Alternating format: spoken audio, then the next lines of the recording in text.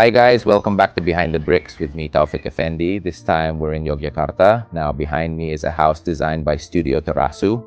It's called Rumah Sadu Guru. This house was designed to be a retirement home, a home to grow old in. And later we'll see what it's like inside. But before we go inside to look around the house, I want to explain a bit about the front part first, so you can get an idea of how big the house is and how big the land is. So for Sadhuguru's house, the land area itself is 578 square meters, and the building area itself is 280 square meters. So the width is 14 meters and the length to the back is 44.5 meters. You can see the facade behind me here. If you notice, there are no windows. This is for privacy reasons. So where are the windows? The windows are on that side. So this house, the facade faces east. Meanwhile, the windows are on the north side of the house. Why are the windows placed on the north side?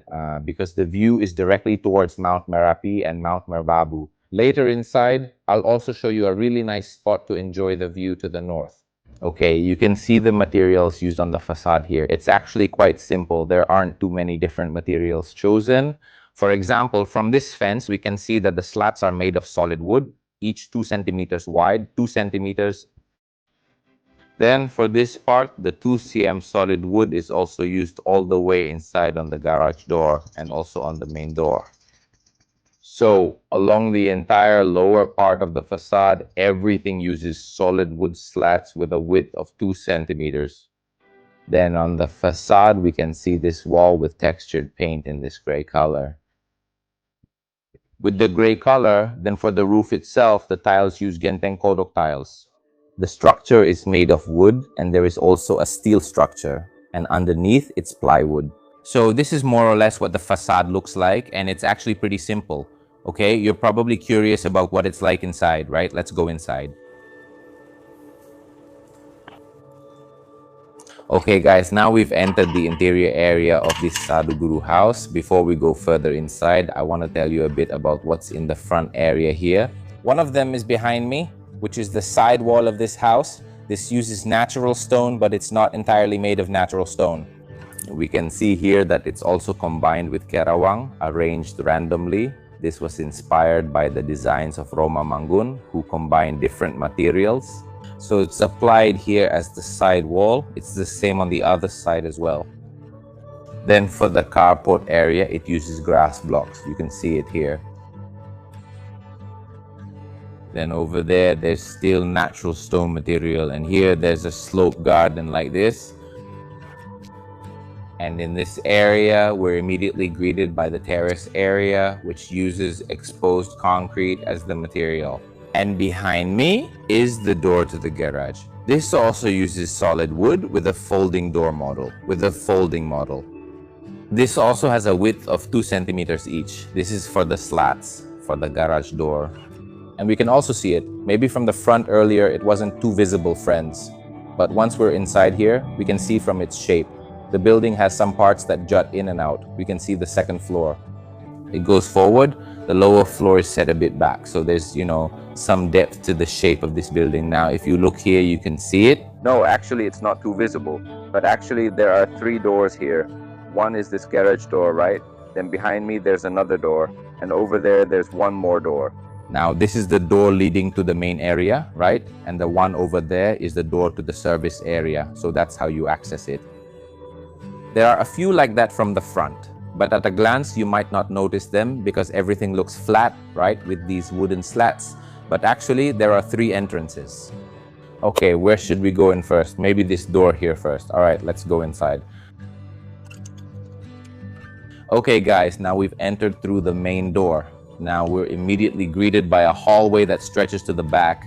This hallway is 1.65 meters wide, or about 1.6 meters. Then, the height up to the ceiling is 2.4 meters. And here we can see the materials are still the same as the ones used on the facade earlier. There's a wall with textured paint. Then, these solid wood slats are each 2 centimeters wide for the ceiling. We can also see that the floor is still exposed concrete as well. And let's go inside to see what's in here. So as soon as we enter, we'll find 2 doors, one on the right and one on the left. The one over here is a storage room, guys. And over here, there's a sliding door. This one is the access from the garage we saw earlier, see? So this is the access from the garage. And as you can see, this is the garage. From the inside, the material is the same as earlier in the front with this plywood. Then we can see there's something a little different. There's a new material over there. So that's a custom brick. Yes, it's specially made in a trapezium shape. Then it's arranged. And there are gaps in it. There are spaces. So air can still get in. Light can also still come in through those gaps. You'll see these arranged bricks repeated in many parts of the house. Okay. Then over here, there's a room. This room is actually still being developed by the owner. Later, they said this room will become a studio, so we'll just take a quick peek. Okay, let's continue. Over here, there's a small set of steps. And right here on my left, there's a staircase that leads to the second floor. What's on the second floor? Let's go up and see. Okay, guys, now we're on the second floor. And when we went up the stairs, the materials were still the same, pretty much repeating. The floor is still exposed concrete. The walls also have that textured paint. It's pretty much the same, just a repetition of the area downstairs. Now we're on the second floor. So there are two rooms here, guys, one on my right and one on my left. Then there's a small pantry here as well. There's a fridge and a water dispenser here. So for those upstairs, if you want to get a drink or something, you can do it here. Then over here, there's another staircase leading up to the third floor. Okay, so while we're on the second floor, the experience I feel here is really nice. You can really feel the breeze. The airflow feels really good. Also, we can see that the materials are still the same. There's no ceiling on the upper part, so we can still see it. This is the plywood, and it's the same for the steel as well. Also, this is the friend I mentioned earlier. For the roof, they use Kodok tiles. Here it is. These are the Kodok tiles. So the connection system looks like this. From the side, it connects to the middle like this. Like that. Then let's go straight to the room, shall we? Before we enter the room, let me show you something interesting. There's a corner here where I'd probably spend a lot of time if I stayed. You could sit here while looking at the view over there. There's a fixed glass panel here. You can look straight out at the rice fields. And below it, this is actually also for housing the outdoor AC unit. So it's covered like this with solid wooden slats. Like that. Okay, let's go straight into this room. Let's go. Let's go. Okay, guys, now we're already inside the room. This room itself is about 4.5 by 4 meters, more or less, just to give you an idea. And here, what's interesting about this room is when there's a family staying here, this becomes a family member's room. But this room can also be rented out to guests. So when there are guests from outside staying over, personal belongings of the family member can be placed here. See, there's a box here. It can also function as a seat, for example, when putting on shoes or something. But underneath, there's a box with a lock. So the family member's personal belongings can be stored here. When there are guests from outside staying over, you can see here, everything is built in. This is solid wood for the table and also for the cabinets here. And then we can also see here, the roof is still exposed in this area. There we can see the upper part. But what's interesting about this room is that there's some variation to it, folks. So on this side here, it's exposed, but on the sleeping area side, there's a ceiling installed. The height is about 3 meters, more or less. So why is there a ceiling installed in this part? Because they're concerned about things falling from above. So this is for safety and comfort, especially when we're sleeping. It's kind of, warmer like that because, well, the ceiling isn't too high like that. Now over here, there's a window. The view goes straight to the rice fields. See? And it's not just rice fields, but this is the window I mentioned earlier, friends, the window. This house is on the north side. One of them is this room, and it faces that way to the north. So when the weather is clear, the view is Mount Merapi and Mount Merbabu. You can see it from this room. That's right. So you get a view that's framed toward the north. Okay. Next, on this side, there's a bathroom. Yeah, the bathroom is more or less like this. Then it looks linear. There's a sink, there's a toilet. At the far end, there's also a shower. So it's already comfortable. If, for example, there are guests who want to rent here, stay here, they can. Okay? Now let's go to the third floor, okay? There were stairs earlier, right? The ones going up. We want to see what's upstairs. Let's go. Okay, guys. Now we're going up to the 3rd floor. There's another staircase here using the same materials as before. But in this stair area, there's an opening for light. So the stair area stays bright. And let's go up again. To the next part, this is one area. This area is really designed for relaxing. But before we check out the relaxing area, I want to show you something first. There's a door here. When you open it, it leads to another area. It's for maintenance since this is where the utilities are. A water tank, there's also a water heater here. So everything is gathered in one place and easy to access. So if you want to clean the water tank or anything, you don't have to climb up. You just come in here, it's easy, done.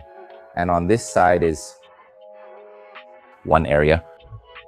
Maybe it's called a balai bengong because it's here. There's a seating area. It's long. They also provide 2 chairs that are a bit higher. Why? Because of what I mentioned earlier. These windows all face north, so you can sit here. The windows here can also be opened.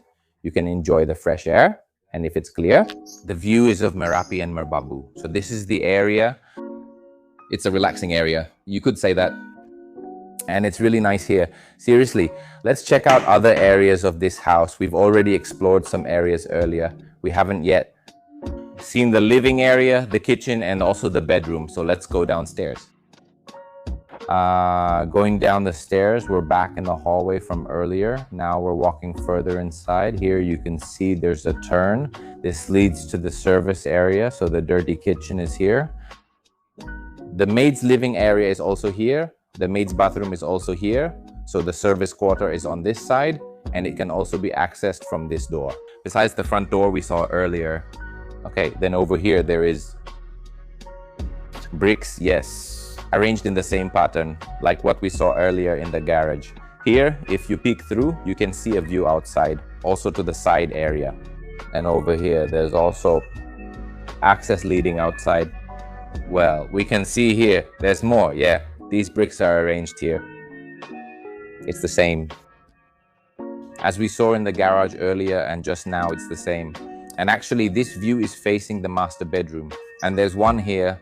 The door is also made of solid wood, just like the door at the front earlier. And this leads to a small garden here. And here there's also a partition made of bricks arranged just like over there.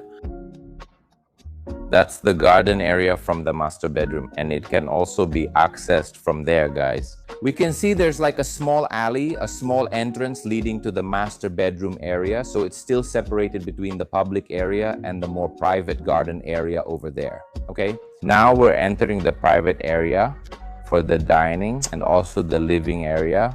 Let's take a look together. Now we've entered the private area. In this house, the first thing we see is the dining area and also the pantry area, as we can see here. Yes, everything here is built in, all made with solid wood, and everything is placed here, including the stove right here. The sink is here, the fridge, and also the dispenser, microwave oven, everything is here. So it's all set up for preparing things. So it's quick, you know, because there's a wet kitchen, there's another one in a different place. We can see it here. Then here, there's also a dining area from the homeowner for relaxing, eating, chatting, and you can also receive guests here. And for this dining area, it's separated from the living area by a cabinet. These are books, my friends, because the owner happens to be a senior architect. He keeps a lot of books. He enjoys reading architecture books as well as other types of books, so his collection is placed here as well. This serves as a partition, separating the dining room and pantry from the living area over there. But there's also an opening here. Yes, this window can be opened too, right? Yes, the glass door can be opened as well, and so can this one.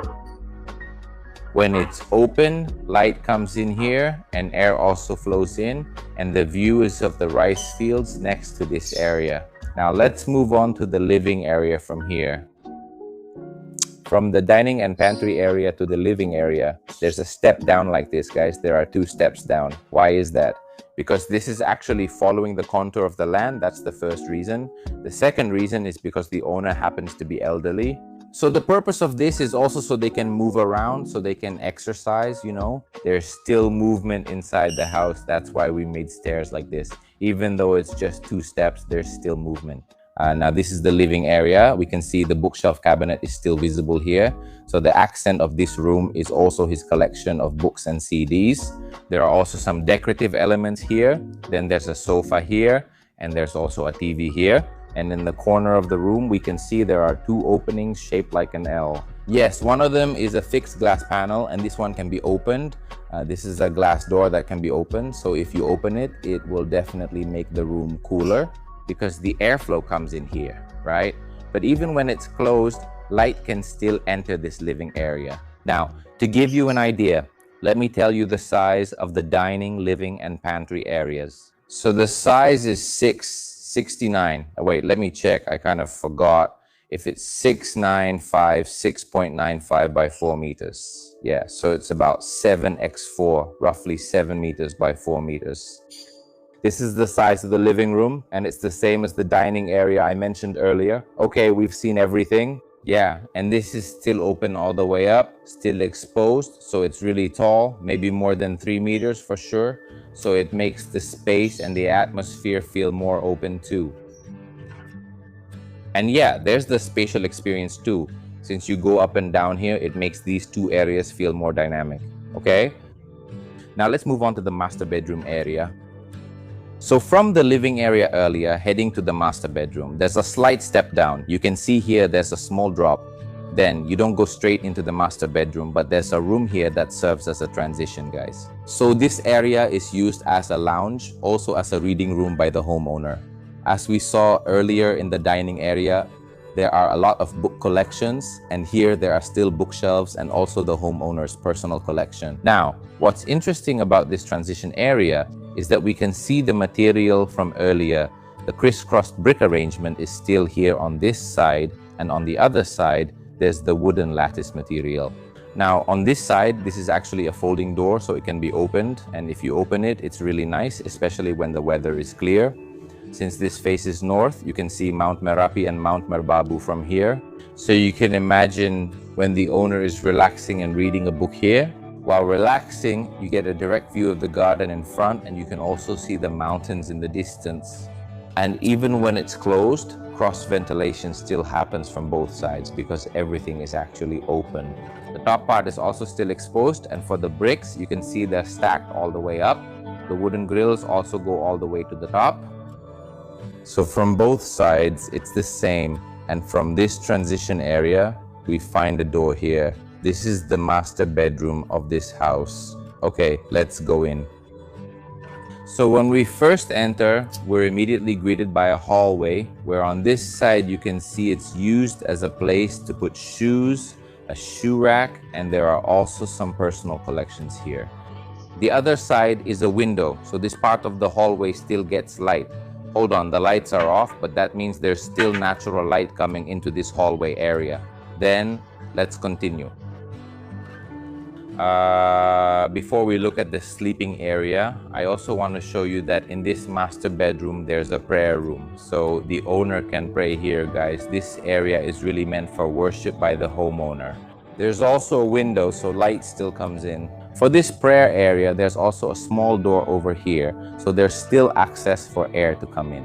When you open this door, you can sit here too, maybe, or just enjoy the view since there's direct access to the outside right here.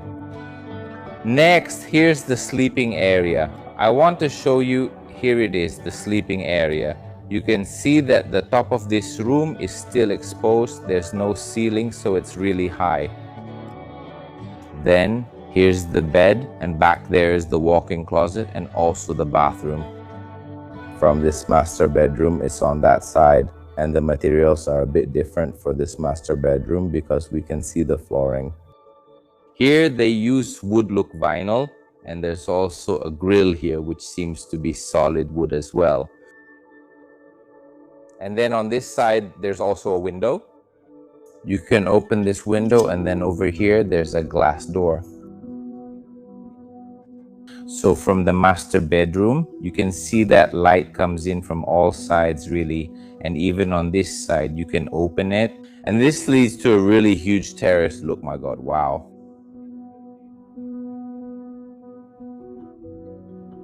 Wow, this is really cool, seriously. So here there's a long terrace, yeah, with wooden decking. You can sit here, just relax. There's a rocking chair over here, and this is truly the private garden of the master bedroom, because as we saw earlier, it's separated by stacked bricks over there. There was a small garden that's separated by this brick partition, and over here it's entirely for the master bedroom. It belongs entirely to the master bedroom, so there's a spacious garden, a large terrace for displaying things, and we can also see the garden that was in front earlier. For the side wall, it still uses natural stone and also openwork blocks arranged randomly here. Yes, this is repeated as well on this side, and the top is still the same. It's also exposed, and the wood material here is also repeated. We can see a lot of repetition in this house. There aren't too many differences from the outside to the inside, even up to the master bedroom. And over there's actually still another garden, but we'll just insert the picture later. So the garden of this master bedroom is really spacious.